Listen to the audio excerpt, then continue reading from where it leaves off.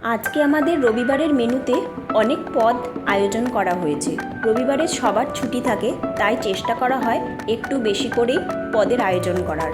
রয়েছে গরম ভাত, সাথে কুমড়ো ভাজা, রয়েছে ছোলা দিয়ে করা কচুর শাক, কাঁচা আমের টক, সজনে ডাঁটা দিয়ে পাঁচমিশালির তরকারি, মোরলা মাছের ঝাল, আলু দিয়ে করা চিংড়ি মাছ দিয়ে গা মাখা করে কষা কষা ঝোল, আর এইটি হলো বোনলেস চিকেন দিয়ে ক্যাপসি চিকেন।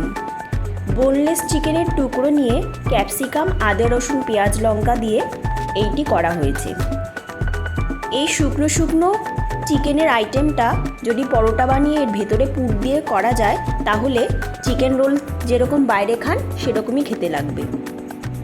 এই হলো আজ আমাদের দুপুরের রবিবারের লাঞ্চের মেনু।